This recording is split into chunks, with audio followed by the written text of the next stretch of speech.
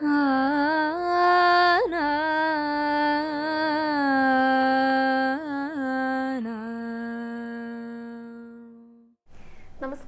Guruvayur devotees ഓൺലൈനിലേക്ക് ഏവർക്കും സ്വാഗതം.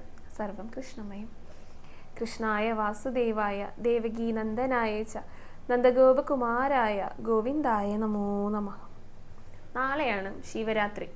ഇന്നലെ നമ്മൾ ശിവരാത്രിയെക്കുറിച്ച് ഒരു വീഡിയോ ചെയ്തിട്ടുണ്ടായിരുന്നു. എങ്ങനെയാണ് വ്രതം എടുക്കേണ്ടത്, അങ്ങനത്തെ ഐതിഹ്യ കഥകൾ ഒക്കെ പറഞ്ഞിട്ടുണ്ടായിരുന്നു. അപ്പം അതിന് ചുവടിയായിട്ട് നിരവധി സംശയങ്ങൾ ഒരുപാട് പേര് ചോദിച്ചിട്ടുണ്ട് കേട്ടോ. അതായത് ശിവരാത്രി വ്രതം എടുക്കുമ്പോൾ ഇപ്പോൾ പുലവാലായ്മയൊക്കെ വന്നു കഴിഞ്ഞാൽ എങ്ങനെയാണ് വ്രതം എടുക്കാനായിട്ട് പാടുണ്ടോ, പീരീഡ്സ് ആയിക്കഴിഞ്ഞാൽ പാടുണ്ടോ, അതേപോലെ തന്നെ ഇപ്പോൾ വീട്ടിൽ നോണൊക്കെ കുക്ക് ചെയ്യുന്നവരുണ്ടായിരിക്കും. ഇപ്പോൾ അമ്മമാരൊക്കെയാണ് വെച്ചെങ്കിൽ അവർ വ്രതം എടുക്കേണ്ടതാണ് അവർക്ക്, പക്ഷെ നോണൊക്കെ കുക്ക് ചെയ്യേണ്ടി വന്നു കഴിഞ്ഞാൽ എന്താ ചെയ്യുക? അപ്പം അങ്ങനെയൊക്കെ ചെയ്യാനായിട്ട് പാടുണ്ടോ? അപ്പം അതിനെന്തൊക്കെയാണ് പ്രതിവിധികൾ? അതേപോലെ തന്നെ ഉറക്കമുളയ്ക്കൽ പ്രധാനപ്പെട്ട ഒരു കാര്യമാണ് എന്ന് പറഞ്ഞിട്ടുണ്ടായിരുന്നു ശിവരാത്രിയുടെ അന്ന്. അപ്പോൾ എത്ര സമയം ഉറക്കമുളയ്ക്കണം? ഇതൊക്കെ ഓരോരോ സംശയങ്ങളാണ്. കാരണം പലർക്കും ആരോഗ്യ പ്രശ്നങ്ങൾ ഉണ്ടായിരിക്കുമല്ലോ. അതുകൊണ്ട് ഇപ്പോൾ ചെറുപ്പക്കാരുടെ പോലെയല്ല, കുറച്ച് പ്രായമായവർക്ക് അവർ ഉറക്കമുളയ്ക്കാനൊക്കെ ബുദ്ധിമുട്ടുണ്ടായിരിക്കും. അപ്പോൾ അങ്ങനെയൊക്കെയുള്ള സംശയങ്ങളാണ് ചോദിച്ചിരിക്കുന്നത് കേട്ടോ. അപ്പോൾ ഇന്നത്തെ വീഡിയോയിൽ ആ സംശയങ്ങളൊക്കെ ഒന്ന് പറയാം, അതിൻ്റെ എങ്ങനെയൊക്കെയാണ് അത് ചെയ്യേണ്ടത് എന്നൊക്കെ പറയാമെന്നാണ് വിചാരിക്കുന്നത്. അപ്പോൾ വീഡിയോ എല്ലാവരും മുഴുവനായിട്ട് കാണാനായിട്ട് ശ്രമിക്കുക കേട്ടോ. അപ്പോൾ വീഡിയോയിലേക്ക് കടക്കുന്നതിന് മുൻപായിട്ട് നമുക്ക് അലങ്കാരങ്ങൾ പറയാമല്ലോ. ഗുരുവായൂരപ്പൻ്റെ ഇന്നലത്തെ അലങ്കാരം പറഞ്ഞുകൊണ്ട് തുടങ്ങാം. ഇന്നലെ ഗുരുവായൂരപ്പൻ്റെ അലങ്കാരം കുറച്ച് മുതിർന്ന കുട്ടിയുടെ പോലെ തന്നെ ഇരുന്ന് കസവും മുണ്ടൊക്കെ ചുറ്റിയിട്ട് ഭഗവാന്റെ കയ്യിലെ ഓടക്കുഴലും താമരപ്പൂവും ഇന്നലെ പിടിച്ചിട്ടുണ്ട് കേട്ടോ. സാധാരണ ഏതെങ്കിലും ഒരെണ്ണൊക്കെയല്ലേ പിടിക്കുക, ചിലപ്പോൾ ഓടക്കുഴൽ മാത്രമൊക്കെ എറിയും പിടിക്കുക. പക്ഷെ ഇന്നലെ താമരപ്പൂവ് പിടിച്ച് കാണാൻ ആഗ്രഹിക്കുന്ന ആരോ ഭഗവാനുണ്ട്. അപ്പോൾ താമരപ്പൂവും കൂടെ ഭഗവാൻ പിടിച്ചിട്ടുണ്ട്. ഇതെല്ലാം എനിക്ക് പ്രിയപ്പെട്ടതാണ് എന്ന് കാണിച്ചു തരുന്ന, നിങ്ങളെല്ലാവരും എനിക്ക് പ്രിയപ്പെട്ടവരാണ് എന്ന് കാണിച്ചു തരുന്ന ഒരു അലങ്കാരം. ഭഗവാന്റെ പ്രിയപ്പെട്ട ഓടക്കുഴലും താമരപ്പൂവും കയ്യിൽ പിടിച്ചിട്ടാണ് ഭഗവാൻ ഇന്നലെ നിൽക്കുന്നുണ്ടായിരുന്നത് കേട്ടോ. അപ്പോൾ എല്ലാവരും ഭഗവാന്റെ ആ ഒരു രൂപമൊക്കെ നന്നായി മനസ്സിൽ കണ്ടിട്ട് തൊഴുത് പ്രാർത്ഥിച്ചോളൂ. ഭഗവാന്റെ അനുഗ്രഹം എല്ലാവർക്കും ഉണ്ടാകട്ടെ. ഗുരുവായൂരപ്പ ശരണം എന്നൊന്ന് കമൻറ്റ് ബോക്സിൽ രേഖപ്പെടുത്തിക്കോളൂ. ഇനി നമുക്കേ നമ്മുടെ ഭക്തരുടെ സംശയങ്ങളിലേക്ക് കിടക്കാം.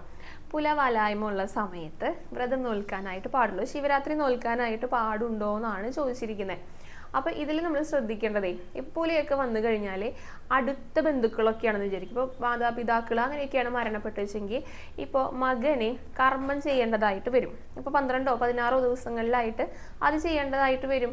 അപ്പോൾ അങ്ങനെ ചെയ്യുന്നവരെ വ്രതം എടുക്കണ്ട, ശിവരാത്രി നോൽക്കണ്ട, അങ്ങനെയാണ് പറയാറുള്ളത് കേട്ടോ. കാരണം അവർ ഓൾറെഡി ഒരു വ്രതത്തിലായിരിക്കും. ഇത്രയും ദിവസം ആ കർമ്മങ്ങൾ അവർക്ക് ചെയ്യേണ്ടതായിട്ടുണ്ട്. അപ്പോൾ അവരുടെ ഭക്ഷണ രീതികൾ, അവരുടെ ഒരു ജീവിത രീതി, അതിനൊക്കെ വ്യത്യാസം ഉണ്ടായിരിക്കും. അതിനനുസരിച്ചാണ് അവർ ചെയ്യുക. ഇപ്പോൾ ഉഴുന്ന് കൂട്ടില്ല, പപ്പടം കൂട്ടില്ല, ഇപ്പോൾ ഉപ്പുമാവ്, ഇഡ്ഡലി, ദോശ ഒന്നും കൂട്ടില്ല. ഉപ്പുമാവ് പോലുള്ള ലഘുവായിട്ടുള്ള ഭക്ഷണങ്ങളൊക്കെയാണ് അവർ കഴിക്കുക. അപ്പോൾ ഓൾറെഡി അവരൊരു വ്രതത്തിലാണ്. അതുകൊണ്ട് വേറൊരു വ്രതം എടുക്കണ്ട, അത്രയേ ഉള്ളൂ. അത് ആ കർമ്മം ചെയ്യുന്നവർ മാത്രം, അല്ലാത്തവർക്ക് എടുക്കാം. വേറെ ആരും കർമ്മം ചെയ്യുന്നില്ലെങ്കിൽ അവർക്ക് വ്രതമെടുക്കാം, അതൊന്നും വിരോധമല്ല കേട്ടോ. ഇപ്പം കർമ്മം ചെയ്യുന്നവർക്ക് ഏകാദശി അല്ലെങ്കിൽ ഏത് വ്രതമാണെങ്കിലും, ശിവരാത്രി ആണെങ്കിലും അത് നോൽക്കാൻ പറ്റില്ല എന്നേ ഉള്ളൂ, വേറൊരു വ്രതം എടുക്കുന്നുണ്ട്. പക്ഷെ നാമം ചൊല്ലാലോ, അവർക്ക് നാരായണ നാമം ചൊല്ലാം, അതിനൊന്നും വിരോധമില്ല. ഇപ്പൊ നാരായണ നാമത്തിനെ ശുദ്ധമൊന്നും നോക്കണ്ട, ഈ രട്ടനാമങ്ങൾക്കൊന്നും ശുദ്ധം നോക്കണ്ട എന്നാ പറയാ.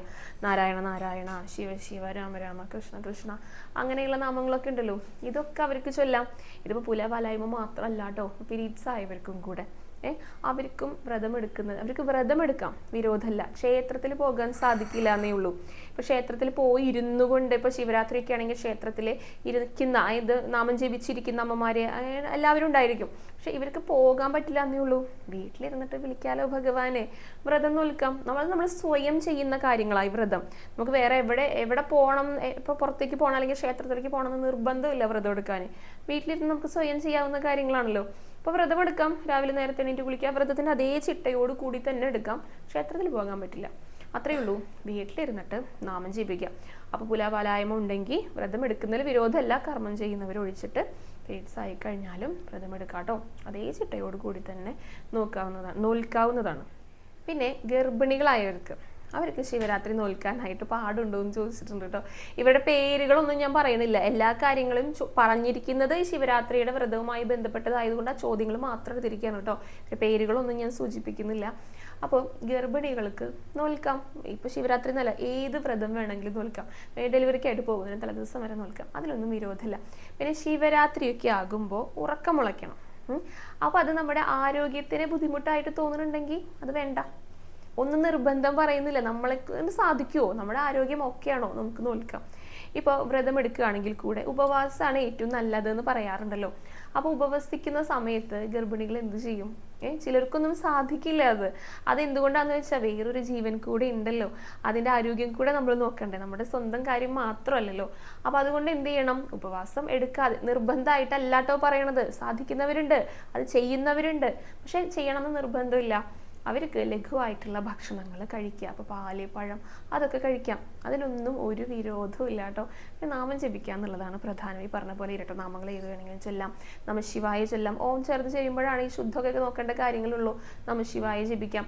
പിന്നെ ഒരു ഭക്ത ചോദിച്ചിട്ടുണ്ടേ, ഇപ്പോൾ ഞാൻ അരിഭക്ഷണം കഴിക്കരുത് എന്ന് പറഞ്ഞിട്ടുണ്ടായിരുന്നു, എന്നിട്ട് ചോദിച്ചിട്ടുണ്ട് ഈ പച്ചരി കഴിക്കുന്നതിന് കൂടെ പഴം ചേർത്ത് കഴിക്കാമെന്ന്. ചോറ് കഴിക്കരുത് അല്ലെങ്കിൽ അരിഭക്ഷണം കഴിക്കരുത് എന്ന് പറഞ്ഞിട്ട് പിന്നെയും പച്ചരി കഴിക്കാന്നാണ് പറയണത്, പച്ചരി ചോറ്. അപ്പൊ പിന്നെ പഴം കഴിക്കുന്നതിൽ എന്താ വിരോധമുള്ളത്? അങ്ങനെയൊന്നുമില്ല. അത് നമ്മളത് കഴിക്കാൻ ഉദ്ദേശിച്ചിട്ടുണ്ടോ, പിന്നെ അതിൻ്റെ കൂടെ ഒരു പഴം കൂടെ ചേർത്ത് കഴിഞ്ഞാൽ അതിനെന്തെങ്കിലും പറയാൻ പറ്റുമോ? അപ്പം എന്താണ് അങ്ങനെ ഒരു ചോദ്യം വന്നതെന്ന് എനിക്ക് അറിയിട്ടില്ല. അപ്പം അരിഭക്ഷണം ഒഴിവാക്കാനായിട്ടാണ് പറയുക. കാരണം എന്താണെന്നറിയോ? ഈ കനം കുറഞ്ഞ ഭക്ഷണങ്ങളാണ് കഴിക്കുക. ഇപ്പോൾ വ്രതമെടുക്കുന്ന സമയത്ത് അതൊക്കെ സാത്വികമായിട്ടുള്ള അല്ലെങ്കിൽ പെട്ടെന്ന് ദഹിക്കുന്ന ഭക്ഷണങ്ങളൊക്കെ. അപ്പോൾ ഈ കനം കുറഞ്ഞ ഭക്ഷണങ്ങളെന്നൊക്കെ പറയുമ്പോൾ ഈ അരിഭക്ഷണത്തിന് കുറച്ച് കാഠിന്യം കൂടുതലാണ് ദഹിക്കാനൊക്കെ ആയിട്ട്. ഇപ്പോൾ ഗോതമ്പൊക്കെയാണ് കഴിച്ചതെന്ന് വെച്ചാൽ നമ്മൾ തന്നെ പറയും, ഗോതമ്പ് ചോറ് കഴിച്ചതുകൊണ്ട് പെട്ടെന്ന് ദഹിച്ചു, സുഖമായി എന്ന് പറയും. അത് ആ ഭക്ഷണത്തിൻ്റെ പ്രത്യേകതകളാണ്. അപ്പോൾ കനം കുറഞ്ഞ ഭക്ഷണങ്ങൾ ഒന്നും കഴിക്കാതിരിക്കുക ഏറ്റവും നല്ലത്. അല്ലെങ്കിൽ പറഞ്ഞാൽ ഈ കനം കുറഞ്ഞ പോലെയുള്ള ഭക്ഷണങ്ങൾ കഴിക്കണം എന്ന് പറയണത് കേട്ടോ. അപ്പോൾ ചോറ് ഒഴിവാക്കുകയാണ് നല്ലത്. പകരം വേറെ എന്തെങ്കിലും കഴിക്കാമല്ലോ. ഇപ്പോൾ ഫ്രൂട്ട്സ് ഒക്കെ കഴിക്കാം, അല്ലെങ്കിൽ ഗോതമ്പിൻ്റെ ഉപ്പുമാവ്, അല്ലെങ്കിൽ ഗോതമ്പിൻ്റെ കഞ്ഞി, അല്ലെങ്കിൽ ചോറാണെങ്കിൽ അങ്ങനെ ആക്കിയിട്ടൊക്കെ കഴിക്കാം. എന്താണ് അദ്ദേഹം ഉദ്ദേശിച്ചത്, അല്ലെങ്കിൽ ഭക്തനാണോ എന്നിങ്ങനെ ഓർക്കുന്നില്ല കേട്ടോ. ഓരോരുത്തരുടെ ഇഷ്ടം പോലെ, അതാണ് പറയുന്നത്. ഏത് വ്രതം എടുക്കുകയാണെങ്കിലും നമ്മുടെ ആ സമർപ്പണം ഉണ്ടല്ലോ, അതിനാണ് പ്രാധാന്യം. നമ്മൾ കുറേ നേരം ഭക്ഷണം കഴിക്കാതിരുന്നു, പക്ഷെ നമ്മൾ വേണ്ടാത്ത കാര്യങ്ങളാണ് ചിന്തിക്കുന്നത്, വേണ്ടാത്ത കാര്യങ്ങളിലാണ് ഇടപെടുന്നത്, മറ്റുള്ളവർ കുറ്റം പറഞ്ഞിട്ടാണ് ഇരിക്കുന്നത്. എന്താ കാര്യം? അതേപോലെ തന്നെ ഇപ്പോൾ നമ്മൾ കുറച്ച് സമയം നമുക്ക് ഉപവസിക്കാൻ സാധിച്ചുള്ളൂ, അപ്പോഴേക്കും നമുക്ക് വിശന്നു, നമ്മുടെ ശരീരം വീണു പോകാനായിരിക്കുന്നു, ക്ഷീണം കൊണ്ട് വീണു പോകാനായിരിക്കും നമ്മൾ ഭക്ഷണം കഴിച്ചു. ആ ഒരു സമയം മുഴുവൻ നമ്മൾ ഭഗവാനെ സേവിച്ചിട്ടാണ് ഇരുന്നെങ്കിൽ യാതൊരു പ്രശ്നമില്ല. അപ്പോൾ അവിടേക്കാണ് ഭഗവാന്റെ ദൃഷ്ടി പതിയുക. ഇതേ കേസ് തന്നെയാണ് ഉറക്കമുളയ്ക്കുന്ന കാര്യത്തിലും. ഉറക്കമുളയ്ക്കുമ്പോൾ ബുദ്ധിമുട്ട് അനുഭവപ്പെടാറുണ്ട് ചിലർക്കൊക്കെ. നമ്മൾ എല്ലാ ദിവസവും ഉറങ്ങാതിരിക്കുക, അല്ലെങ്കിൽ സമയത്തിനൊക്കെ കിടന്നുറങ്ങുന്നവരായിരിക്കും. ഇപ്പോൾ കുട്ടികളൊക്കെ ആണെങ്കിൽ, സ്കൂളിൽ പോകുന്നവരൊക്കെ ആണെങ്കിൽ ആ കൃത്യസമയത്ത് അവർ ഉറങ്ങും. അപ്പോൾ അവരുറങ്ങുമ്പോൾ തന്നെ അവരുടെ പാരൻസും ആ സമയത്ത് ഉറങ്ങും, കാരണം പിറ്റേ ദിവസം നേരത്തെ എണീക്കണം. അതുകൊണ്ടൊക്കെ തന്നെ അത് ചിട്ടയായിട്ട് ഇങ്ങനെ നടന്നു പോകുന്ന കാര്യങ്ങളായിരിക്കും. ജോലിക്ക് പോകുന്നവർ അങ്ങനെ തന്നെയാണ്, പ്രായമായവരും അങ്ങനെ തന്നെയാണ്. അപ്പോൾ മരുന്ന് കഴിക്കുന്നവരാണെങ്കിൽ ആ മരുന്ന് കഴിച്ചു കഴിഞ്ഞാൽ സമയമായി കഴിഞ്ഞാൽ അവർ കിടന്നുറങ്ങും. എൻ്റെ വീട്ടിൽ മുത്തശ്ശിയൊക്കെ ഉണ്ട്, ആ സമയത്ത് തന്നെ ഉറങ്ങും, സമയത്ത് എണീക്കും. അങ്ങനെയാണ് ചിട്ടകൾ. അപ്പോൾ ഉറക്കമുളയ്ക്കുക എന്ന് പറയുമ്പോൾ ആ സാധാരണ വരുന്ന രീതിയിൽ നിന്ന് വ്യത്യസ്തമായിട്ടാണ് വരിക. അപ്പം നമ്മുടെ ശരീരം പെട്ടെന്ന് അതുമായിട്ട് സഹകരിക്കണം എന്ന് നിർബന്ധം നമുക്ക് പറയാൻ പറ്റില്ലല്ലോ. അപ്പോൾ നമ്മൾ ഉറക്കമുളയ്ക്കണം നമുക്ക് ആഗ്രഹമുണ്ട് മനസ്സിൽ എന്ന് വിചാരിക്കുക, പക്ഷെ സാധിക്കുമെന്ന് നമുക്ക് യാതൊരുവിധ ഉറപ്പില്ല. ഇപ്പോൾ ഒരു 12-12:30 അല്ലെങ്കിൽ ഒരു 1 മണി ആയ സമയത്ത് നമുക്ക് ഉറക്കം വന്നു. എന്താ ചെയ്യുക? ഉറക്കം വന്ന് നമ്മൾ വീഴാനായി. ഭഗവാന്റെ അടുത്ത് പറയുക, മഹാദേവ, എനിക്ക് ഇത്ര നേരം മാത്രമേ ഉറക്കം ഉളയ്ക്കാനായിട്ട് സാധിച്ചുള്ളൂ, എനിക്ക് നന്നായിട്ട് ഉറക്കം വരുന്നുണ്ട്, എൻ്റെ ശരീരം വല്ലാണ്ട് ക്ഷീണിച്ചു പോകും, ചിലപ്പോൾ ഇപ്പം ഞാൻ ഉറങ്ങിയില്ലെങ്കിൽ നാളെ രാവിലെ നമ്മൾ കാണുന്നില്ല. ഭഗവാൻ ഇതൊക്കെ അറിയാം. അപ്പോൾ നമുക്ക് സാധിക്കുന്ന സമയം വരെ ഉറക്കം മുളയ്ക്കാതിരിക്കുക. പക്ഷെ അത്രയും സമയം നമ്മൾ ഭഗവാനോട് കൂടിയായിരിക്കണം. നമ്മൾ നാമം ചൊല്ലിയിട്ടിരിക്കുക, ശുഭചിന്തകളോട് കൂടിയിരിക്കുക. അപ്പോൾ ഭഗവാൻ അതൊക്കെ കാണും. ഭഗവാൻ പറയും, സാരല്ല, ഉറങ്ങിക്കോളൂ, ഇത്രയും നോറ്റില്ലേ, അത് തന്നെ വലിയ കാര്യമാണ്. അതാ ഞാൻ പറഞ്ഞേ 1000 ഏകാദശിക്ക് 1/2 ശിവരാത്രി എന്ന്. അത് അതിൻ്റെ കേമത്വം കൊണ്ടാണ്. നമുക്ക് കുറച്ചെങ്കിലും അത് നോൽക്കാനായിട്ട് സാധിക്കുന്നുണ്ടോ? ഭഗവാൻ അത് കാണും. അതാ ചിട്ടയോട് കൂടിയിട്ട്, ഭക്തിയോട് കൂടിയിട്ട്. ചിട്ടയും ഭക്തിയും ഒരേപോലെ ആവശ്യമാണ്. ചിന്തകളോട് കൂടിയിട്ട് നോൽക്കാനായിട്ട് ശ്രമിക്കാം, അത്രയേ ഉള്ളൂ. അപ്പം അങ്ങനെയൊക്കെ നമ്മൾ ഭഗവാന്റെ ആ ഒരു കാര്യം മാത്രം നമ്മൾ ചിന്തിച്ചുകൊണ്ടിരിക്കുകയാണെന്ന് വിചാരിക്കുക. ഭഗവാനെ നമ്മൾ എന്ത് ചെയ്താലും ഒരു കുഴപ്പമില്ല. നമ്മുടെ മനസ്സ് ശുദ്ധമായി കഴിഞ്ഞാൽ വേറൊന്നും ഭഗവാൻ നോക്കില്ല. അപ്പം അങ്ങനെയൊക്കെ നമ്മൾ ചിന്തിക്കുകയാണെങ്കിൽ ഇങ്ങനെയുള്ള സംശയങ്ങളും നമുക്കുണ്ടാകില്ല. ഏത് സമയത്ത് വേണമെങ്കിലും നമുക്ക് ഭഗവാനെ വിളിക്കാം. എല്ലായിടത്തും ഭഗവാനുണ്ട്.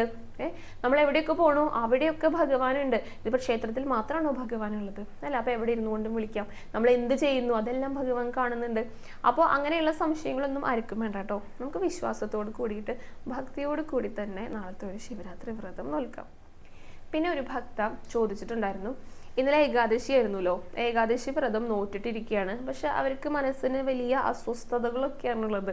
എന്തോ ഒരു വഴക്ക് നടന്നിട്ടുണ്ട്, ചെറിയൊരു വഴക്കാണ്. പക്ഷെ അത് ആലോചിച്ചിരുന്നിട്ട് മനസ്സ് അസ്വസ്ഥമായി. അപ്പൊ എന്താ ചെയ്യുക, ഒരു സന്തോഷമില്ല. അപ്പൊ എന്തുകൊണ്ടാണ് അങ്ങനെ വരണത്? അപ്പൊ ഇനി അവർക്ക് സങ്കടം, ഇപ്പൊ ഏകാദശി കഴിഞ്ഞ് ഇന്നിപ്പോ പ്രദോഷമാണ്, നാളെ ശിവരാത്രി ഉണ്ടല്ലോ, അപ്പൊ അതും നോൽക്കണം. അപ്പൊ ഈ ഒരു സങ്കടം അതിനെയും ബാധിക്കുമോ, അങ്ങനെയൊക്കെയുള്ള ചിന്തകളാ വരുന്നേ. ശരിക്കും പറഞ്ഞു കഴിഞ്ഞാൽ ഈ വ്രതമൊക്കെ എടുക്കുന്നതിന്റെ ഉദ്ദേശം തന്നെ നമ്മുടെ മനസ്സിനെ ഏകാഗ്രമാക്കുക, മനസ്സിനെ ഭഗവാനിൽ അർപ്പിക്കുക, മനസ്സിനെ ശുദ്ധീകരിക്കുക. ഇതൊക്കെയാണ് ഉദ്ദേശിക്കുന്നത്. എന്നിട്ട് ഭഗവത് ചൈതന്യം അല്ലെങ്കിൽ ഭഗവാന്റെ ചിന്തകൾ അവിടെ നിറയ്ക്കണം.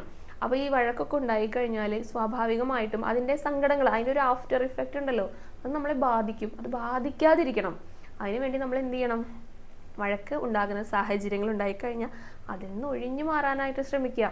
ഇപ്പം നമ്മൾ അറിയാതെ തന്നെ ചിലർ നമ്മളെ അടുത്തേക്ക് വന്നിട്ട് വഴക്കുണ്ടാക്കാൻ നോക്കും. അപ്പൊ നമ്മൾ എന്ത് ചെയ്യുക? പ്രതികരിക്കാതിരിക്കരുത് എന്നല്ല ഉദ്ദേശിക്കുന്നത് കേട്ടോ. നമുക്ക് സമാധാനം തരുന്നത് എന്താണോ അത് ചെയ്യാം. ഒന്നവർ പറഞ്ഞ് മനസ്സിലാക്കാനായിട്ട് ശ്രമിക്കുക. എന്നിട്ട് പറ്റിയില്ലെങ്കിൽ നമ്മൾ മിണ്ടാതിരിക്കുക, നമ്മൾ ഭഗവാനിൽ സമർപ്പിക്കുക. ഭഗവാൻ ഇങ്ങനെയൊക്കെയാണ് കാര്യങ്ങൾ, നീ തന്നെ നോക്കിക്കോളൂട്ടോ എന്ന് പറഞ്ഞാൽ ഭഗവാൻ അത് നോക്കിക്കോളും. നമ്മൾ നാമം ചൊല്ലിയിട്ട് അവിടെ ഇരുന്നാൽ മതി. അപ്പൊ എന്ത് ചെയ്യണം? അങ്ങനെയുള്ള നെഗറ്റീവ് എനർജീസ് ഒക്കെ നമ്മുടെ കുടുംബത്തിലുള്ളവർ തന്നെയായിരിക്കും. കാരണം എല്ലാവരും ഒരുപോലെ ആയിരിക്കില്ല, എല്ലാവരുടെയും സ്വഭാവങ്ങൾ വ്യത്യാസം ഉണ്ടായിരിക്കും. നമ്മൾ ഏകാദശി വ്രതം എടുക്കണമെന്ന് കരുതിയിട്ട് മറ്റുള്ളവരത് എടുക്കുന്നുണ്ടായിരിക്കില്ല. അപ്പൊ അങ്ങനെയുള്ള ചിന്തകളൊന്നും അവർക്ക് ഉണ്ടായിരിക്കില്ല. അപ്പൊ എന്ത് ചെയ്യണം? നമ്മൾ നാമം ചൊല്ലിയിട്ടിരിക്കാം. നമ്മുടെ ചിന്തകളിൽ നമ്മളെ എതിർത്ത് പറയുമ്പോഴാണ് ഓപ്പോസിറ്റ് നിൽക്കുന്നവർക്കും അവർക്കും എതിർത്ത് പറയാനായിട്ട് ഒരു ടെൻഡൻസി ഉണ്ടാവുക. നമ്മൾ മിണ്ടാതിരിക്കുക. അപ്പോൾ ഓപ്പോസിറ്റ് നിൽക്കുന്ന ആൾ കുറച്ചു നേരം സംസാരിച്ച് കഴിഞ്ഞാൽ മിണ്ടാതായിക്കോളും. അതാണ് മൗനം വിദ്വാനുഭൂഷണം എന്ന് പറയില്ലേ. അപ്പോൾ വഴക്കില്ലാതെ ഇരിക്കണം. ഇപ്പം ഇങ്ങനെയുള്ള ദിവസങ്ങളിൽ നമ്മൾ വ്രതം എടുക്കുമ്പോൾ എപ്പോഴും ഞാൻ പറയാറുണ്ട്, ശുദ്ധമായിട്ടുള്ള മനസ്സോടുകൂടി ശുഭചിന്തകളോട് കൂടിയിട്ട് എടുക്കാൻ. അപ്പോൾ നമുക്ക് വഴക്കുണ്ടാക്കാൻ തോന്നില്ല. ഇനിയിപ്പോൾ ഉണ്ടായി കഴിഞ്ഞു എന്ന് വിചാരിക്കുക, അത് കഴിഞ്ഞു, അത് അവിടെ ഇട്ടിട്ട് പോരാൻ നമുക്ക് പറ്റണം. സന്യാസിയുടെ കഥ പറഞ്ഞല്ലോ, തോളത്തിരുത്തിയിട്ട് ഒരു സ്ത്രീനെ അക്കരയ്ക്ക് എത്തിച്ചത്. അത് അദ്ദേഹം അവിടെ ഇറക്കി, അദ്ദേഹം പോയി. പക്ഷെ ശിഷ്യന്മാർക്കായിരുന്നു ആ ചിന്ത മുഴുവൻ ഉണ്ടായിരുന്നേ. നമ്മളൊക്കെ ശിഷ്യന്മാരെ പോലെയാ, അത് ആലോചിച്ചുകൊണ്ടിരിക്കും. പക്ഷെ നമ്മൾ ആ സന്യാസിയുടെ പോലെ ആകണം. അതവിടെ കഴിഞ്ഞു, അതവിടെ അവസാനിപ്പിച്ച് വരാൻ പറ്റണം. അപ്പൊ അങ്ങനത്തെ സങ്കടങ്ങൾ ഉണ്ട്, അത് പോകുന്നില്ലെങ്കിൽ എന്ത് ചെയ്യണം? നാമം ജപിക്കുക. അതാണ് ഏറ്റവും നല്ല മാർഗം. എത്രത്തോളം നാമം ചൊല്ലാൻ പറ്റുന്നു അത്രത്തോളം ചൊല്ലുക. അപ്പൊ നമ്മുടെ മനസ്സിൽ നാമം മാത്രമേ വരുള്ളൂ, മോശമായിട്ടുള്ളൊരു വാക്ക് പോലും വരില്ല. ഈ മോശപ്പെട്ട വാക്ക് അല്ലെങ്കിൽ എതിർത്ത് പറയാനുള്ള ഒരു ടെൻഡൻസി, അങ്ങനെ ഒരു ദ്വയാർത്ഥ രൂപേണുള്ള സംസാരം, ഇതൊക്കെ വരുമ്പോഴല്ലേ വഴക്കുണ്ടാവുക. അപ്പൊ നാമം ജപിക്കുക. അക്ഷരലക്ഷം ജപിക്കണം എന്ന് പറയും. അത് എന്തുകൊണ്ടാണെന്നറിയോ? ഇപ്പൊ നാരായണ എന്ന് ചൊല്ലി 4 അക്ഷരങ്ങളുണ്ട്. അതിൽ 4 ലക്ഷം തവണ ജപിച്ചു കഴിഞ്ഞാൽ അക്ഷരലക്ഷമായി. അപ്പൊ അത്രയും തവണ നമ്മൾ ജപിക്കുമ്പോൾ അത് നമ്മൾ കണ്ടിന്യൂസ് ആയിട്ട് നമ്മൾ പറയല്ലേ ചെയ്യുന്നത്. അപ്പൊ നമ്മുടെ വായിൽ എപ്പോഴും, നമ്മുടെ നാക്കിൽ എപ്പോഴും ഈ നാരായണ എന്ന് വന്നുകൊണ്ടിരിക്കും. ഏത് നാമങ്ങളാണെങ്കിലും അക്ഷരലക്ഷം ചൊല്ലിക്കഴിഞ്ഞാൽ എപ്പോഴും നാരായണ ഗുരുവായൂരപ്പ. എപ്പോഴും നമ്മളിപ്പോൾ അമ്പലത്തിലേക്കൊക്കെ പോകുമ്പോൾ അല്ലെങ്കിൽ എന്തെങ്കിലും ഒരു ഭാഗത്ത് നിന്ന് പെട്ടെന്ന് നമ്മൾ രക്ഷപ്പെട്ടു, കൃഷ്ണ ഗുരുവായൂരപ്പ അങ്ങനെ മനസ്സിൽ വിളിക്കില്ലേ, ഇതെപ്പോഴും വിളിക്കാൻ പറ്റും. അതുകൊണ്ടാണ് നാമം ചൊല്ലുക എന്ന് തന്നെ പറയുന്നത്. ഇപ്പൊ കുട്ടികളുടെ അടുത്തൊക്കെ പഠിപ്പിക്കാനൊക്കെ ആയിട്ട് വരുമ്പോൾ ചെറിയ പ്രായത്തിലൊക്കെ ഈ തറ പറ പോലും ആണെങ്കിൽ പോലും അത് പറഞ്ഞു പഠിക്കാൻ പറയും ഉണ്ട്. അങ്ങനെയാണ് പറയുക. അപ്പൊ ചെറിയ കവിതകള് ഇതൊക്കെ ചൊല്ലി പഠിപ്പിക്കുക ചെയ്യാം. അപ്പൊ എഴുതി പഠിപ്പിക്കുന്നതിനേക്കാൾ കൂടുതലായിട്ട് ചൊല്ലി പഠിക്കുമെന്ന് പറയാം. ഇപ്പൊ എഴുതാൻ തന്നെ പറയുകയാണെങ്കിൽ അത് പറഞ്ഞുകൊണ്ട് എഴുതാൻ പറയും. അത് എന്തുകൊണ്ടാ? നമ്മുടെ നാവിലെ അത് കുറേ പറഞ്ഞു കഴിഞ്ഞാലേ പിന്നെ സ്ഥിരമായിട്ട് വന്നുകൊണ്ടിരിക്കും. അതിന് വേണ്ടിയിട്ടാ. അപ്പൊ നാമം ചൊല്ലുക. അപ്പോൾ ഈ വഴക്കിടാനുള്ള ടെൻഡൻസികളൊക്കെ ആർക്കെങ്കിലും ഉണ്ടെങ്കിൽ അങ്ങനെയുള്ളവരെ മുൻകൂട്ടി അറിഞ്ഞുകൊണ്ട് നമ്മൾ നാമം ചൊല്ലി പഠിക്കുക. അപ്പോൾ നമ്മുടെ വായിൽ നാമമേ വരുള്ളൂ. അത് മറ്റുള്ളവർക്ക് എതിർത്ത് പറയാനുള്ള ആ ഒരു സാഹചര്യം ഇല്ലാതാക്കും. ക്രമേണ വഴക്കില്ലാതെയാകും. അപ്പോൾ ഇങ്ങനെ വ്രതമെടുക്കുന്ന സമയത്ത് അങ്ങനെയൊക്കെ വഴക്കില്ലാതിരിക്കാനായിട്ട് ഭഗവാന്റെ അടുത്ത് പ്രാർത്ഥിക്കുക. എന്നിട്ട് അതിനുള്ള സാഹചര്യങ്ങൾ നമ്മൾ ഒരുക്കുകയും കൂടി ചെയ്യാം, സമാധാനത്തോടു കൂടി. അപ്പോൾ സങ്കടമൊന്നും വേണ്ട കേട്ടോ. അപ്പോൾ ഏകാദശിയുടെ അന്ന് അങ്ങനെ വിഷമം വന്നു എന്ന് വിചാരിച്ചിട്ട് ശിവരാത്രിക്ക് വിഷമമൊന്നും വരാനായിട്ട് പോകുന്നില്ല. അപ്പോൾ എല്ലാവർക്കും അങ്ങനെ സങ്കടപ്പെടുന്നവർ, സന്തോഷപ്പെടുന്നവർ എല്ലാവർക്കും ശിവരാത്രി നോൽക്കാനായിട്ട് സാധിക്കട്ടെ. അത് നമുക്ക് ആ വിശ്വാസം ഉണ്ടായാൽ മതി. പിന്നെ ഭഗവാൻ ബാക്കിയുള്ള കാര്യങ്ങളൊക്കെ നമുക്ക് അതിനുള്ള അവസരങ്ങളൊക്കെ ഒരുക്കി തരും കേട്ടോ. വഴക്കൊക്കെ ഭഗവാൻ തന്നെ അകറ്റി നിർത്തിക്കോളും. നമുക്ക് ആ മനസ്സിലത് നോൽക്കണം എന്നുള്ള ആഗ്രഹം ഉണ്ടാക്കുക ആദ്യം. അപ്പോൾ എല്ലാം ശരിയാവും കേട്ടോ. പിന്നെ വേറൊരു ചോദ്യം ചോദിച്ചിരിക്കുന്നതേ, നോണൊക്കെ കുക്ക് ചെയ്യേണ്ടി വന്നു കഴിഞ്ഞാൽ എന്താ ചെയ്യാം? ഇപ്പോൾ കുക്ക് ചെയ്യുന്ന വീടുകളാണെങ്കിൽ ഇപ്പോൾ അമ്മമാര് അല്ലെങ്കിൽ അവിടെയുള്ള സ്ത്രീകൾ അല്ലെങ്കിൽ ആരെങ്കിലും ആയിക്കോട്ടെ, ഇപ്പോൾ രണ്ടും ആവാട്ടോ, ഇപ്പോൾ സ്ത്രീകളോ പുരുഷന്മാരോ ആരെങ്കിലും ഒരാൾ ഇപ്പോൾ വ്രതം എടുക്കുന്നുണ്ട്, ശിവരാത്രി നോൽക്കുന്നുണ്ട്, മറ്റാൾക്ക് ഇത് കഴിക്കണം എന്ന് നിർബന്ധമുണ്ട്. അപ്പോൾ ഇത് അമ്മമാരാണെങ്കിൽ അവർ സ്വാഭാവികമായിട്ടും അവരാണ് പാചകം ചെയ്യുന്നത്. പല പല വീടുകളിൽ വ്യത്യാസമുണ്ട് കേട്ടോ. എന്നിരുന്നാലും കൂടുതൽ അമ്മമാരൊക്കെയാണ് പാചകം ചെയ്യുക. അപ്പോൾ അവർക്കത് ഉണ്ടാക്കി കൊടുക്കേണ്ടതായിട്ട് വരും, തൊടേണ്ടതായിട്ട് വരും. അപ്പോൾ അങ്ങനെയൊക്കെ പ്രശ്നമാണോ? അതൊക്കെയാണ് ചോദിച്ചിരിക്കുന്നത്. അങ്ങനെയൊന്നും ഒരു പ്രശ്നമില്ല. നമ്മളിപ്പോൾ ശിവരാത്രി നോൽക്കുന്നുണ്ട്, അല്ലെങ്കിൽ നമ്മൾ വ്രതം നോൽക്കുന്നുണ്ട്, അത് നമ്മൾ ചിട്ടയോട് കൂടി ചെയ്യുക. മറ്റുള്ളവർക്ക് ഇപ്പോൾ ഭക്ഷണം ഉണ്ടാക്കി കൊടുക്കണം എന്ന് വെച്ചാൽ നമുക്കത് ഉണ്ടാക്കി കൊടുക്കുക. അവർ പറയുകയാണെങ്കിൽ ഉണ്ടാക്കി കൊടുക്കുന്നതിൽ എന്താ കുഴപ്പം? അത് കഴിഞ്ഞിട്ട് നമ്മളൊന്ന് ശുദ്ധിയാവുക, അത്രയേ ഉള്ളൂ. നമ്മൾ കഴിക്കാതിരിക്കുക എന്നാണ് ഉദ്ദേശിക്കുന്നത്. ഇപ്പോൾ ഭർത്താക്കന്മാർക്ക് വേണ്ടി വരുന്നു വിചാരിക്കുക, അവരൊക്കെ ഉണ്ടാക്കി കൊടുക്കുക. കുട്ടികളാണോ വാശി പിടിക്കുന്നത്, ഉണ്ടാക്കി കൊടുക്കുക. കൊടുത്തു കഴിഞ്ഞാൽ അത് കഴിഞ്ഞുല്ലോ. സാധാരണ ഉണ്ടാക്കുന്നതായിരിക്കാം, ഈ ഒരു ദിവസം മാത്രം ഇങ്ങനെ ഒരു സംശയം വന്നു, അന്നും ഉണ്ടാക്കി കൊടുക്കുക, നമ്മൾ കഴിക്കാതിരിക്കുക. അപ്പോൾ ചിലർക്കാണെങ്കിലോ നേരെ തിരിച്ചായിരിക്കും. അവർക്കത് വേണ്ട, ചിലപ്പോൾ വേണ്ടവരുണ്ടായിരിക്കും. അപ്പം അങ്ങനെയൊക്കെ ഉണ്ടായിക്കഴിഞ്ഞാൽ അത് ഉണ്ടാക്കി കൊടുക്കുന്നതിൽ യാതൊരുവിധ വിരോധവുമില്ല, കഴിക്കാതിരിക്കുക. പിന്നെ ഈ ക്ഷേത്രങ്ങളിലൊക്കെ പോകണം എന്ന് നിർബന്ധമായിട്ട് പറയുന്നത് എന്തുകൊണ്ടാണെന്നറിയാം. അത് കാരണം അതിന് ചോദ്യം വന്നിട്ടുണ്ട്, ക്ഷേത്രത്തിൽ പോയി തന്നെ തീർത്ഥം വാങ്ങി സേവിക്കണം എന്ന് നിർബന്ധമുണ്ടോ, ക്ഷേത്രത്തിൽ തന്നെ കഴിച്ചു കൂട്ടണം എന്ന് നിർബന്ധമുണ്ടോ എന്നൊക്കെ ചോദിച്ചിരിക്കുന്നത്. അപ്പം അതിൻ്റെ ഉദ്ദേശം എന്താണെന്നറിയോ? ക്ഷേത്രത്തിൽ പോയി കഴിഞ്ഞാൽ നമുക്ക് അവിടുത്തെ ആ ഒരു ചിന്തകൾ, അതായത് ഭഗവാന്റെ ആ ഒരു ചൈതന്യം, അതായത് എന്താ പറയുക, സാത്വികമായിട്ടുള്ള കാര്യങ്ങൾ മാത്രമേ ക്ഷേത്രത്തിൽ നിന്ന് ലഭിക്കുള്ളൂ. അപ്പോൾ എന്താണ്, വേറെ ചിന്തകളൊന്നും നമ്മളെ അലട്ടില്ല. ഇപ്പോൾ നമ്മൾ പുറത്തൊരാളായിട്ട് പോയിട്ട് സംസാരിക്കുന്നില്ല, അല്ലെങ്കിൽ വേറെ ഭക്ഷണങ്ങൾ അങ്ങനത്തെ കഴിക്കുന്നില്ല. അപ്പോൾ ക്ഷേത്രത്തിൽ നിന്നുള്ള ഭക്ഷണം അല്ലെങ്കിൽ അവിടെ നിന്നുള്ള തീർത്ഥം, അവിടുത്തെ നാമജപം കേൾക്കുന്നു, നമ്മൾ ചൊല്ലുന്നു, ഭഗവാന്റെ കഥകൾ പറയുന്നു, ഭഗവാന്റെ കാര്യങ്ങൾ കേൾക്കുന്നു, നമ്മുടെ അവിടെ തൊഴുന്നു, അതൊക്കെയാണ്. അപ്പം അതെല്ലാം സാത്വികമായിട്ടുള്ള കാര്യങ്ങളാണ് നമ്മൾ അനുഭവിക്കുന്നത്. അപ്പം നമ്മുടെ ശ്രദ്ധയിൽ നിന്ന് നാമജപം ഒന്ന് വിട്ടുപോയാൽ കൂടെ നമ്മളിരിക്കുന്നത് ഭഗവാന്റെ സന്നിധിയിലാണ്. അതിൻ്റെ ഗുണം നമുക്ക് എല്ലായ്പ്പോഴും ഉണ്ടായിരിക്കും. അതുകൊണ്ട് അവിടെ പോയി ഇരിക്കണം. അപ്പം നമ്മുടെ വീട്ടിലേ നമ്മൾ ഉറക്കൊളിച്ചിരിക്കുമ്പോൾ ബാക്കിയുള്ളവർക്ക് ബുദ്ധിമുട്ടുണ്ടാവരുത്. നമുക്ക് അമ്പലത്തിൽ പോയിട്ടിരിക്കാനുള്ള സൗകര്യം ഉണ്ടോ? തീർച്ചയായിട്ടും പോയിട്ടിരിക്കാം. ഭഗവത് സന്നിധിയിലായിരിക്കുക എന്നാണ് ഉദ്ദേശം. അതിപ്പോൾ അവിടെ പോയിട്ടിരിക്കാനാണ് നമുക്ക് സാധിക്കുമെങ്കിൽ തീർച്ചയായിട്ടും പോകാൻ സാധിക്കാത്തവർക്ക് വീട്ടിലിരുന്ന് നാമം ജപിക്കാം. അതാണ് ഉദ്ദേശിക്കുന്നത് കേട്ടോ. അപ്പോൾ ക്ഷേത്രത്തിൽ പോകുക എന്നതുകൊണ്ട് ഉദ്ദേശിക്കുന്നത് നമുക്ക് ക്ഷേത്രവുമായി ബന്ധപ്പെട്ട ആ ഒരു പോസിറ്റീവ് എനർജി നമുക്ക് എപ്പോഴും ഉണ്ടായിരിക്കും. അതെപ്പോഴും നമുക്ക് ഗുണമേ ചെയ്യുള്ളൂ. അതുകൊണ്ടാണ് അങ്ങനെ പറയുന്നത് കേട്ടോ. ഇനിയിപ്പോൾ ക്ഷേത്രത്തിൽ പോയാലും നമ്മുടെ ചിന്തകൾ മോശം ചിന്തകളാണെന്ന് വിചാരിക്കുക. നമ്മൾ അവിടെ പോയിട്ട് അടുത്തിരിക്കുന്ന ആളുടെ അടുത്ത് വേറൊരാളുടെ കുറ്റം പറഞ്ഞുകൊണ്ടാണ് ഇരിക്കണമെന്ന് വെച്ചാൽ കാര്യമില്ല. ഇപ്പോൾ ശിവരാത്രിയുടെ അന്നൊക്കെയാണ് പോകണമെന്ന് വെച്ചാൽ, പ്രത്യേകിച്ച് ഞായറാഴ്ചയും കൂടിയാണ്, നല്ല തിരക്കുണ്ടായിരിക്കും ക്ഷേത്രങ്ങളിലൊക്കെ, ഒരുപാട് പേര് വന്നിട്ടുണ്ടായിരിക്കും. അപ്പോൾ വലിയ ക്യൂ ഒക്കെ ഉണ്ടായിരിക്കും. അപ്പോൾ അവിടെ കിടന്ന് അടി കൂടാണ്, എനിക്ക് ആദ്യം പോകണം, അങ്ങനെ തിക്കും തിരക്കൊക്കെ ഉണ്ടാവും. അപ്പോൾ അതിൽ നമ്മൾ ആ തിക്കുണ്ടാക്കാതിരിക്കാൻ ശ്രമിക്കുക. ഒരാൾ ഇടയിൽ കയറി വരുന്നുണ്ടോ, അയാൾ പൊക്കോട്ടെ, അങ്ങനെ ചിന്തിക്കാനായിട്ടൊന്ന് ശ്രമിക്കുക. അപ്പം നമ്മൾ അമ്പലത്തിൽ പോയി ഇരുന്നിട്ടും മോശം ചിന്തകളൊക്കെയാണ് നമ്മൾക്ക് വരുന്നതെന്ന് വെച്ചാൽ അതിലൊന്നും കാര്യമില്ല എന്നാണ് പറയാനുള്ളത്. പിന്നെ നല്ല സാത്വികമായിട്ടുള്ള ഭക്ഷണങ്ങൾ കഴിക്കുക. അതെന്തുകൊണ്ടാണെന്ന് വെച്ചാൽ ഇപ്പോൾ നമ്മുടെ ഭക്ഷണത്തിന് നമ്മുടെ മനസ്സിനെ നിയന്ത്രിക്കാനുള്ള കഴിവുണ്ട്. ഇപ്പോൾ നമ്മൾ എന്താണോ ഭക്ഷണം കഴിക്കണത് അതിനനുസരിച്ചായിരിക്കും നമ്മളെ ചിന്തകൾ വരിക, നമ്മുടെ സ്വഭാവമൊക്കെ വരിക. അതുകൊണ്ടാണ് സാത്വികമായിട്ടുള്ള ഭക്ഷണങ്ങൾ കഴിക്കണം എന്ന് പറയണത് കേട്ടോ. കാരണം ചിലർക്ക് ഇങ്ങനെയുള്ള ഭക്ഷണങ്ങളോടൊക്കെ ഒരു അഡിക്ഷൻ ഉണ്ടായിരിക്കും. എന്താണെങ്കിലും ഇപ്പോൾ ഭക്ഷണത്തിനോട് മാത്രമല്ല കേട്ടോ, എന്ത് വസ്തുവിനോടാണെങ്കിലും അഡിക്ഷൻ വന്നു കഴിഞ്ഞാൽ അത് പ്രശ്നമാണ്. അതില്ലെങ്കിൽ പറ്റില്ല, അല്ലെങ്കിൽ അങ്ങനെയൊക്കെ ഭയങ്കര ബുദ്ധിമുട്ടുണ്ടാവും. അപ്പം അതിനെയൊക്കെ ഒന്ന് കൺട്രോൾ ചെയ്യാനായിട്ട് പറ്റണം. അതുകൊണ്ടൊക്കെയാണ് കുറേശ്ശെയായിട്ട് അതിൽ നിന്ന് മാറുക, അതിനൊക്കെ വേണ്ടിയിട്ട് ക്ഷേത്രങ്ങളിലൊക്കെ പോകുക, ഇതുപോലെ വ്രതങ്ങളൊക്കെ എടുക്കുക എന്നൊക്കെ പറയണത്. അപ്പം ഇങ്ങനെ ചെറിയ രീതിയിലൊക്കെ നമ്മുടെ ജീവിതത്തിൽ ഇങ്ങനെ പ്രാവർത്തികമാക്കുമ്പോൾ നമുക്കത് കുറച്ചും കൂടിയൊക്കെ കഴിഞ്ഞാൽ അതിൻ്റെ വലിയൊരു തലത്തിലേക്ക് എത്താനായിട്ട് പറ്റും. എന്ത് പ്രശ്നം വന്നാലും നമുക്കതിന് പരിഹാരം ഉണ്ടായിരിക്കും. നമുക്ക് സ്വന്തമായിട്ട് അതിനുള്ള പരിഹാരം വളരെ പെട്ടെന്ന് തന്നെ കിട്ടും. അപ്പോൾ നമുക്ക് അനാവശ്യ ചിന്തകൾ, ടെൻഷനുകളൊന്നും ഉണ്ടായിരിക്കില്ല. അതേപോലെ തന്നെ എന്തിനേയും നമുക്ക് കൺട്രോൾ ചെയ്യാൻ സാധിക്കും. ഇപ്പോൾ ഈ ആങ്കർ മാനേജ്മെൻറ്റ് ഇപ്പോൾ ഇന്നത്തെ കാലത്ത് ഏറ്റവും കൂടുതലുള്ള ഇഷ്യൂസാണ് ഈ ദേഷ്യം വരുന്ന പ്രശ്നങ്ങൾ. ഈ ദേഷ്യം കൺട്രോൾ ചെയ്യാൻ പറ്റാത്തത് കൊണ്ടാണ് പല ബന്ധങ്ങളും ഇന്നത്തെ കാലത്ത് വഷളായിക്കൊണ്ടിരിക്കുന്നത്. അപ്പോൾ ഇതിനെ കൺട്രോൾ ചെയ്യാൻ പറ്റണം. അപ്പോൾ ഇതിനൊക്കെ ഈ ഭക്ഷണത്തിൻ്റെ കാര്യത്തിൽ വളരെ ബന്ധമുണ്ട്. അപ്പോൾ ചില ഭക്ഷണങ്ങൾക്കൊക്കെ ഈ വക വികാരങ്ങൾ കൂടുതലായിട്ടുണ്ടാക്കുന്നതാണ് പറയുക. അതുകൊണ്ടൊക്കെയാണ് അങ്ങനത്തെ ഭക്ഷണങ്ങളൊക്കെ കുറയ്ക്കുക, അല്ലെങ്കിൽ ലഘുവായിട്ടുള്ള കനം കുറഞ്ഞ ഭക്ഷണങ്ങൾ കഴിക്കുക, അല്ലെങ്കിൽ ഉപവാസം എടുത്തിട്ട് വ്രതം നോൽക്കുക എന്നൊക്കെ പറയുന്നത്. അപ്പോൾ നമ്മുടെ മനസ്സിനെ കൺട്രോൾ ചെയ്യുക. അതിലൂടെ ഭഗവാനിലേക്ക് എത്തുക. ഇതൊക്കെയാണ് ഇതിൻ്റെ ഉദ്ദേശമായിട്ട് പറയുന്നത്. അപ്പോൾ ഇതൊന്നും സാധാരണ രീതിയിൽ വളരെ പെട്ടെന്നൊന്നും എല്ലാവർക്കും ചെയ്യാൻ പറ്റിയെന്ന് വരില്ല. അപ്പോഴൊക്കെയാണ് വ്രതം നോൽക്കുക, നാമം ജപിക്കുക, അങ്ങനെയൊക്കെ പറയണത്. എത്രത്തോളം നമുക്ക് നാമം ചൊല്ലാനായിട്ട് സാധിക്കുന്നുണ്ടോ അത്രത്തോളം ചൊല്ലുക. ഞാൻ പറഞ്ഞു അക്ഷരലക്ഷം ചൊല്ലുക എന്നുള്ളത്. ഇപ്പം ഡ്രിങ്ക് ഡ്രിങ്ക് ഡ്രിങ്ക് എന്ന് നമ്മൾ ഇങ്ങനെ കുറേ തവണ പറഞ്ഞുകൊണ്ടിരിക്കുകയെന്ന് വിചാരിക്കാം. അപ്പോൾ ഈ ഡ്രിങ്ക് എന്ന് പറയുന്നതായിരിക്കും പിന്നെ നമുക്ക് വായിൽ വരിക. അപ്പോൾ എന്താണ് ഈ ഡ്രിങ്ക് എന്നുള്ളത് നമ്മൾ അന്വേഷിക്കാനായിട്ട് പുറപ്പെടും. സ്വാഭാവികമായിട്ട് ഇത് എന്താണെന്ന് അറിയാനുള്ള ഒരു ആഗ്രഹം വരില്ലേ? അതേപോലെ തന്നെ ഇപ്പോൾ നാരായണ നാരായണ എന്നാണ് നമ്മൾ ചൊല്ലണമെങ്കിൽ നാരായണ എന്ന് പറഞ്ഞാൽ ആരാണ്, അതെന്താണ് എന്നത് ചിന്തിക്കാനുള്ള ഒരു മനസ്സ് നമുക്ക് വരും. അങ്ങനെ നമുക്ക് ഭഗവാനിലേക്ക് എത്താനായിട്ട് സാധിക്കും. അപ്പോൾ പൊതുവായിട്ട് ഇത്രയൊക്കെ കാര്യങ്ങളാണ് കേട്ടോ പറയാനായിട്ടുള്ളത്. ഇപ്പോൾ ശിവരാത്രി നോൽക്കുന്ന സമയത്താണെങ്കിലും ജനറലി വ്രതം നോൽക്കുന്ന സമയത്താണെങ്കിലും ഇതൊക്കെ നമ്മൾ ശ്രദ്ധിക്കേണ്ടതായിട്ടുള്ളൂ. നമുക്ക് ആരോഗ്യമുണ്ടോ നമ്മൾ തീർച്ചയായിട്ടും എടുക്കുക. കാരണം ഈ ചെറുപ്പക്കാർ, എൻ്റെയൊക്കെ പ്രായമുള്ളവർ, ഇപ്പം എന്നേക്കാൾ താഴ്ന്നവർ, ചെറിയ കുട്ടികളെ അത് നല്ല വയസ്സായവരെയൊക്കെ ഒന്ന് മാറ്റി നിർത്തുകയാണെങ്കിൽ ഇടയിൽ കിടക്കുന്നവർക്കൊക്കെ അത്യാവശ്യം ഉപവാസമൊക്കെ എടുത്തുകൊണ്ട് നമുക്ക് വ്രതം നോൽക്കാനായിട്ട് സാധിക്കും. ഭൂരിഭാഗം പേർക്കും ഒരു 70% തീർച്ചയായിട്ടും സാധിക്കും.